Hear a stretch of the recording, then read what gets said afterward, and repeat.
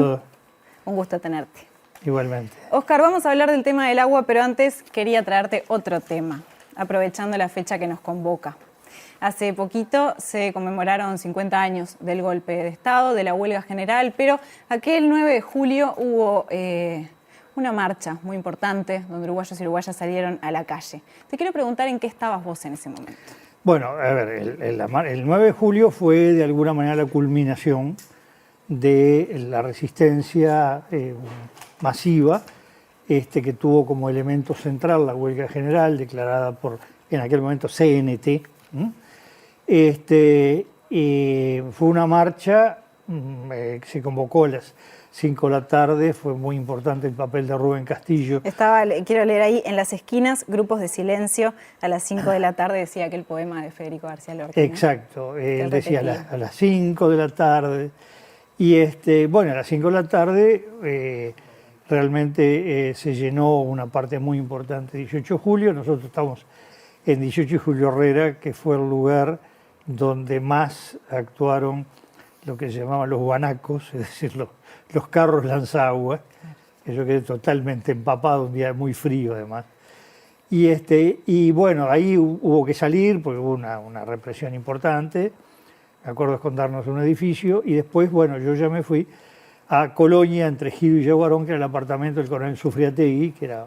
¿Y qué fue lo que pasó ahí? Pues estuviste acompañado bueno, ahí yo llegué, no tengo muy claro la hora, los partes del ejército dicen que yo estaba o llegué a las 18 horas, y a las 9 de la noche, antes había estado el diputado, era una especie de número 2 del movimiento Rocha, Jorge Ceballos, que murió durante la dictadura de un ataque al corazón, muy joven, 40 años, conversando con Sereñi, después estuvo conversando un poco, ahí estábamos en ese momento Licandro y yo, el general Licandro, y después hubo una reunión con la cúpula de la CNT, estaba Pepe Delía, Ignacio Huguet, Gerardo Cuesta, y en determinado momento avisan que vienen las fuerzas conjuntas. A Huguet, Cuesta y Pepe Delía se escondieron en un dormitorio de la casa de Sufriategui y quedamos Sereñi, Licandro y yo, parados los tres, Sereñi en medio, cuando entra el operativo, un mayor Carlos Núñez del Estado Mayor del Ejército 1, haciendo el operativo. Me acuerdo que esto ha sido descrito en algunos lados, por radio teléfono decía Zorro 1 y Zorro 2 en Zorro 3. Parece que se llamaba Operación Zorro, la detención de ellos. Zorro 1 era Sereñi, el 2 Licandro, y 3, sobre todo que ha habido la sede del Frente Amplio, en Julio Herrera, entre Canelones y Maldonado. Bueno, ahí lo detienen a Sereñi y a Licandro, me acuerdo que se pusieron bien militares los dos. Sereñi mira a Licandro y dice que se identifiquen, ¿no? Él no se lo dice. Y Licandro le dice, identifíquese. Sacó una cosa plastificada, mayor Carlos Núñez, y ahí el mayor, no sé si era parte del operativo de venganza, me dice a mí, identifíquese. Entonces saqué mi cédula, me dice, usted es Botinelli. Pero se llevan a Sereñi y a Licandro, y ahí enseguida se van Pepe Delía, Huguet y Cuesta, y al minuto me voy yo con Sergio Satut, que era un acompañante de Sereñi, un secretario, asistente, en un auto, me acuerdo, americano, de esos viejos, grandes, de los que tragan nafta, que las puertas de atrás de esos autos que se abren hacia atrás. Y en el momento que salíamos, yo salí, subimos rápido, él adelante, yo atrás, viene Sufriategui caminando, que dejaba el auto en el Automóvil Club de Colonia y hicimos una cosa tipo película de los 20, ¿no? Yo abrí la puerta, él disminuyó el auto y lo agarramos a Sufriategui. Impresionante. Que medio se golpeó en el auto, y fuimos a mi apartamento en la Rambla y esquina Caracé. Y ahí estuvimos más de una hora, hablamos, llamamos, hice muchas llamadas telefónicas, él también, a distintos dirigentes del Frente Amplio. No encontramos a José Pedro Cardoso, después nos dimos cuenta que él había ido a la casa de Sufriategui, pues se suponía que se iba a reunir la mesa del Frente Amplio. Y ahí estuvimos discutiendo mucho con Sufriategui. Yo un poco juvenil, la idea, no se entregue, ¿no? Y decía, no, yo como militar paso a ser desertor. Bueno, y al final me convenció, bueno, y si no me convencía lo iba a hacer igual, de entregarse, fue a la casa y después de ahí a Ejército 1, ahí en Calle Agraciada, casi 19 de abril, a entregarse, ¿no? Y bueno, ese fue el fin. Me acuerdo que él sobre todo le había puesto todo empapado delante de una estufa a la entrada, y cuando entran las fuerzas conjuntas, había uno que medio estaba apoyado, sobre todo húmedo, con la metralleta, ¿no? Y bueno, fue importante porque marcó casi el fin, es decir, la huelga general se levanta 2 días después, entre el 11 y el 12, porque fue parcial la forma de levantamiento. Por otro lado, no digo el descabezamiento, pero sí una afectación a la cúpula del Frente Amplio, con Sereñi preso, ¿no? Claro. E incluso en la estructura, bueno, no estaba Licandro, no estaba Sufriategui, yo quedé ahí medio solitario, y bueno, ahí asume un poco la conducción por un tiempo Crotogini, hasta que liberan, porque Sereñi estuvo libre entre el 2 de noviembre del 74 y el 11 de enero del 76. Entonces, hasta ese momento quedó Crotogini con la mesa ejecutiva conduciendo un poco el frente.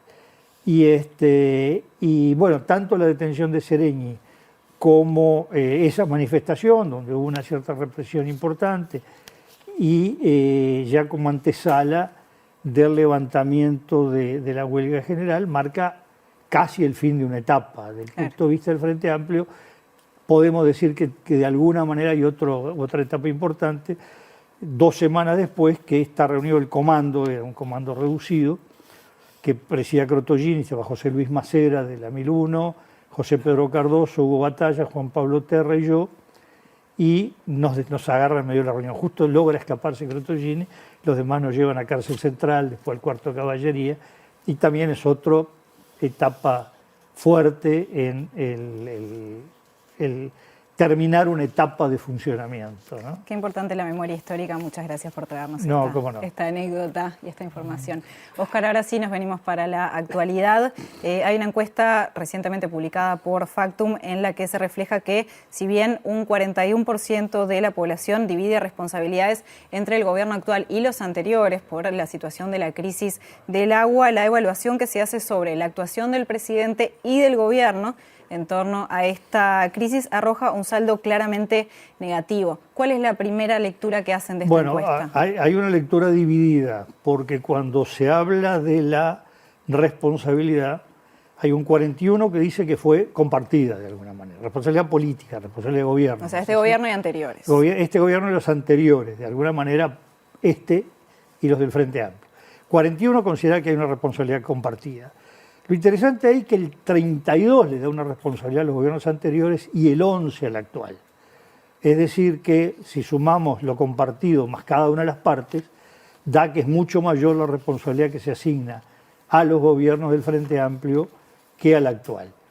Incide mucho en esto que hay una posición un poco más crítica de los propios votantes del Frente Amplio que de los votantes de la actual coalición. O sea, cuando le preguntan a los votantes del Frente Amplio cuál es la responsabilidad, ellos asumen que los gobiernos anteriores y este.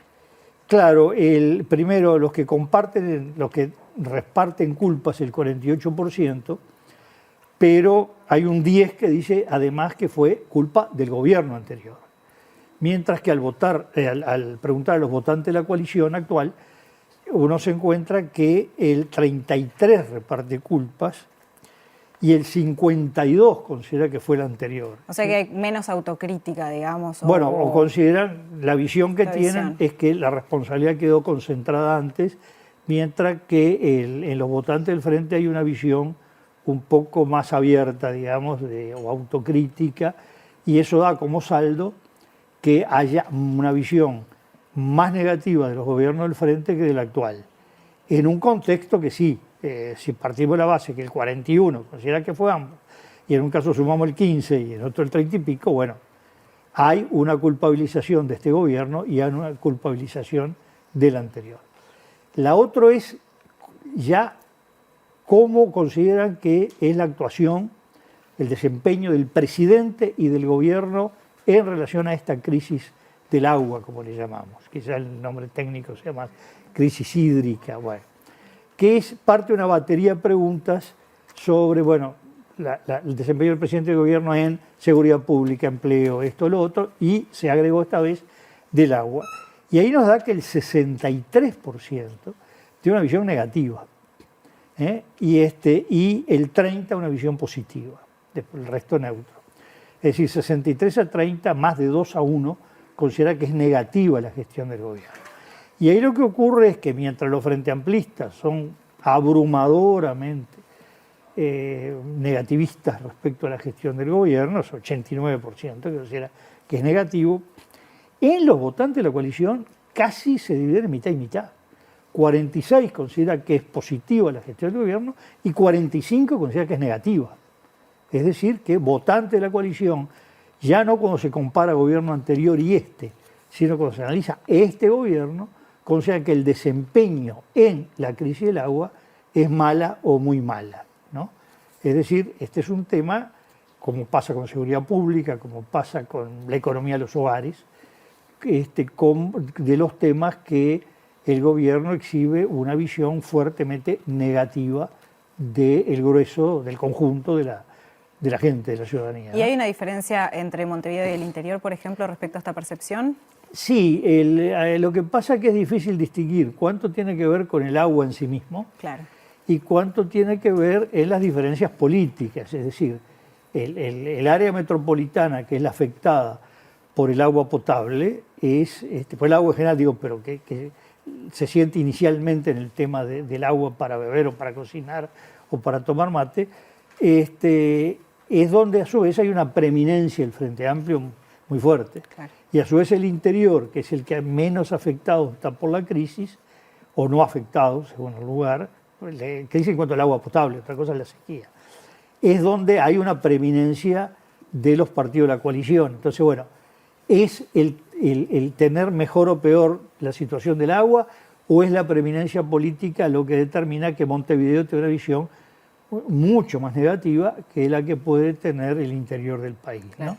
Y Botinelli, ¿hubo demoras en el gobierno en empezar a tomar medidas respecto a este tema? Bueno, la visión Si que miramos para tenemos atrás. nosotros, ya no es tema de encuestas, tema analítico, es que así como el presidente en particular fue muy ágil, muy rápido en la respuesta a la pandemia, es decir, el 13 de marzo se aparecen los casos, inmediatamente se decreta la emergencia, se forma el GACH, el Grupo Científico, Grupo Asesor Científico Honorario, y él aparece con una presencia diaria, a veces hasta de hora y media, 2 horas, otras veces de 1 hora, pero siempre estaba de noche informando de la situación. Esta vez ha habido una tardanza, el decretar una emergencia se tardó muchísimo, no se ha activado el Sistema Nacional de Emergencia, no se ha formado un grupo asesor científico honorario a nivel del gobierno para la crisis hídrica en su conjunto. Hay una convocatoria a científicos en el Ministerio de Salud Pública para lo que es su función, que es muy lateral, que es decir, estos son los parámetros. Claro. De aquí para se puede tomar agua, de aquí para acá no, pero no lo que es la gestión de la crisis en sí mismo, que es abastecer de agua potable, generar agua, potabilizar agua o obtener otras fuentes de recursos. Ahí da la impresión, que el presidente trató, ¿no?, de hacer lo que se dice el mutis en teatro, ¿no?, la mayor salida posible de escena. No ha sido el que informa a la población. Sí, su presencia en las conferencias, por ejemplo, ha sido bastante poca. Muy escasas. No ha tomado medidas que en sí misma implique a la población, bueno, estamos en una gran emergencia, hay que hacer A, B, C, D,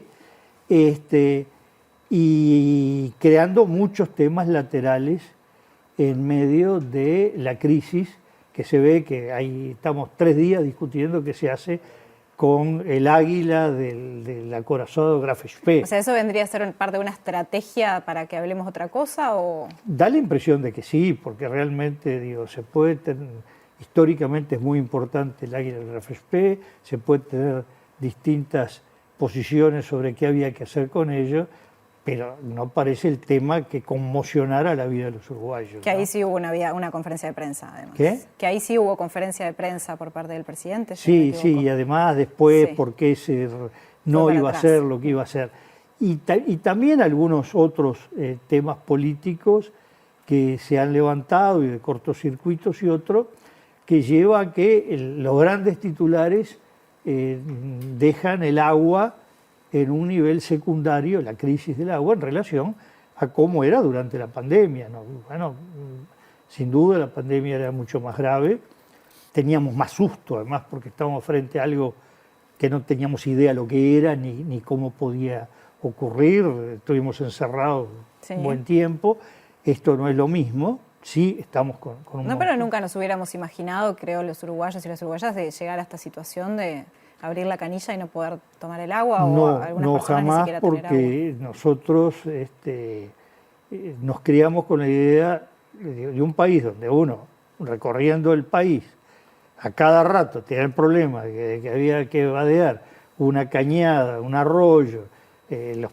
planes de obras públicas, que lo que más hay que gastar en hacer puentes, leer el diario de viaje de Damaso Antonio Larrañaga Paysandú, todos los problemas para encontrar un paso para cruzar un río, un arroyo.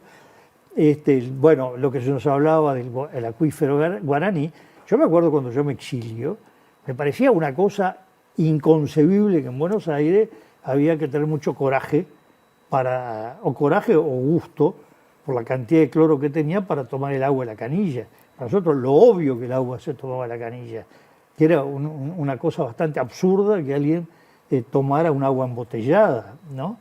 Entonces, un país que se creó así, que es verdad que veníamos con algunos problemas de calidad del agua, no era la misma hace 30 años que últimamente, que de golpe pensemos que tenemos problemas para el agua, para tomar, los demás, bueno, primero era para beber, después ya para el mate, después para cocinar. Bueno, para bañarse sí, digo, ahí depende yo, por ejemplo, tengo un problema especial de piel que hace que me complique demasiado. Están las recomendaciones de ventilar el baño, pero, Óscar, volviendo un poco a lo que es la estrategia del presidente y del gobierno, ¿no vendría siendo muy positiva teniendo en cuenta los resultados que tuvieron de la encuesta de que el 63% de las personas la evalúan como negativa? Bueno, yo no diría que no es positiva la estrategia, porque dejemos de lado el agua, o sin dejarla, pero de largo tiempo estamos viendo una visión, largo tiempo estoy hablando meses o un año y medio, visión muy negativa de la gestión del presidente y del gobierno en seguridad pública, en economía de los hogares, según se mida los precios, los ingresos, sueldos, jubilaciones, la gestión de la pobreza. Y resulta, es cierto que normalmente está bastante empatado el empleo, no tiene una gran visión negativa, incluso en algún momento levemente positiva la atención de la salud, la seguridad pública estuvo positiva y se fue derrumbando, y sin embargo la aprobación del presidente sigue siendo alta. Es verdad, y hay que distinguir que mientras la aprobación del presidente da niveles altos, esto ocurre en muchos países, ha ocurrido acá, que la persona da mucho más que los temas clave. Como que hay un tema que más que aprobación es una especie de simpatía que genera en un sector importante. Pero no es tan importante la confianza en el presidente. Uno diría que la confianza en el presidente está a mitad de camino entre la evaluación de estos temas negativos y esa aprobación que tiene, ¿no? Entonces, en la medida que la aprobación, no digo la confianza, la sostiene mucho, y es lo que en general más se está divulgando, la aprobación, le da bien, bueno, la estrategia de hacer cosas que no le afecten esa aprobación y que de alguna manera quede más abajo, oculto o de menos rimbombantes los temas que es negativo, no creo que sea una mala estrategia desde el punto de vista del marketing político. Y el ¿no? hecho, por ejemplo, de que algunos países hayan ofrecido ayuda a Uruguay por la cuestión del agua, por ejemplo Argentina, y que el presidente haya dicho que por ahora no, ¿cómo ves que puede impactar? Teniendo en cuenta, por ejemplo, que el presidente estuvo ahora el fin de semana en Argentina, en Mendoza, pero en un partido de rugby. Bueno, no sé, digo, eso hay que esperar que uno lo mida. Yo soy muy cauto en eso porque muchas veces nos ha pasado decir, bueno, esto le va a afectar, mire, parece que no. Entonces todo el esfuerzo es por qué no ocurrió lo que creíamos que iba a ocurrir. Claro. Entonces me abstengo. Sí, hay una cosa que es esta. Hay dos segmentos de población que son un poco inmunes a los hechos, o porque son opositores ya definidas y todo lo ven mal, o porque son oficialistas ya definidos. Lo que importa es cómo impacta en ese segmento del medio, que no es chico, y que tiene una visión más crítica, más analítica, más de cada cosa. Claro. Y entonces él te hace las diferencias para decir que esto es negativo, que esto es positivo. Bueno, hay que ver cómo le cae. Por supuesto, si observamos, los medios de comunicación no ha tenido tanta repercusión en los medios.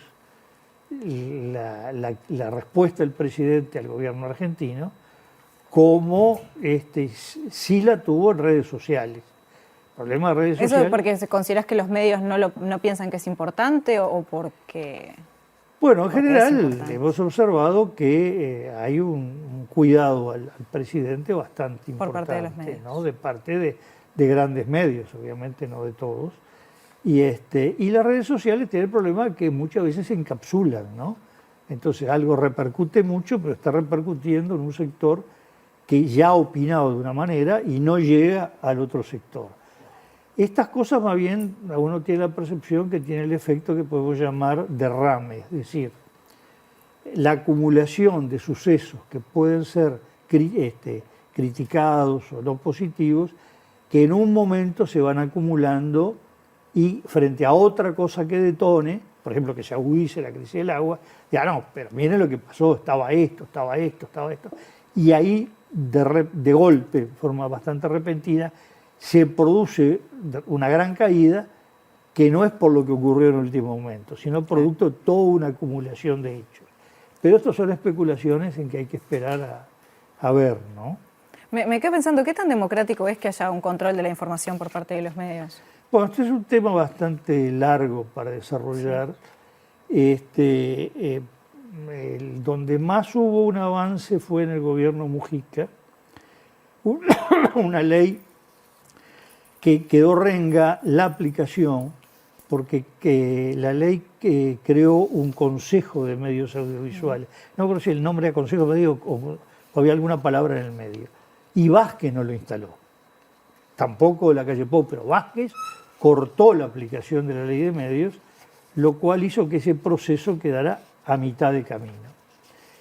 Luego hay un segundo tema, hace mucho que no se discute en gran forma este tema, porque en general se habla mucho de libertad de prensa. No se olvide que la Constitución garantiza la libertad de prensa, la Constitución garantiza la libertad de emisión del pensamiento, a través de la prensa, etcétera, etcétera, etcétera. Hay una variante, es decir, lo que está garantizando es la libertad de emisión del pensamiento. ¿Cómo se emite? Y entonces viene, ¿quién es el que puede filtrar eso? ¿El dueño de un medio o quién? ¿No? ¿Cómo se garantiza que ese pensamiento llegue a la población o a la ciudadanía?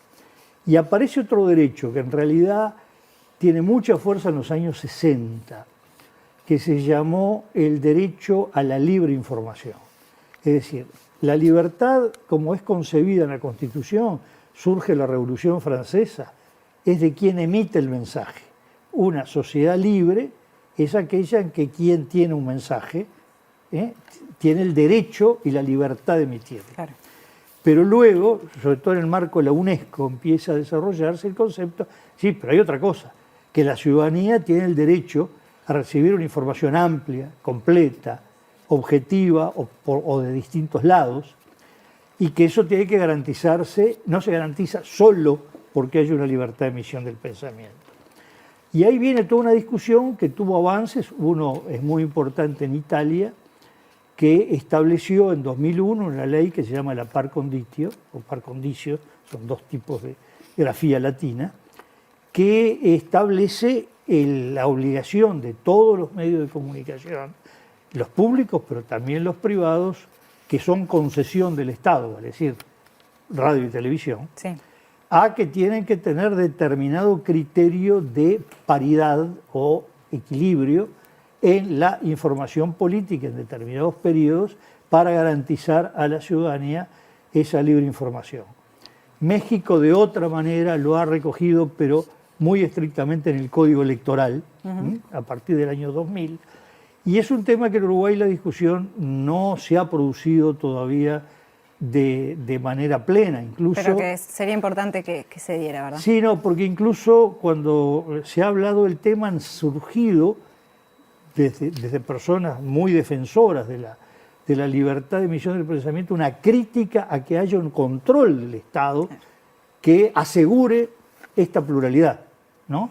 Eso va contra la libertad de prensa, hay gente izquierda que se ha manifestado en contra que haya algún tipo de regulación. Y hubo ámbitos de discusión más bien en digamos, 2010-2015, cuando este tema apareció, pero ahora no.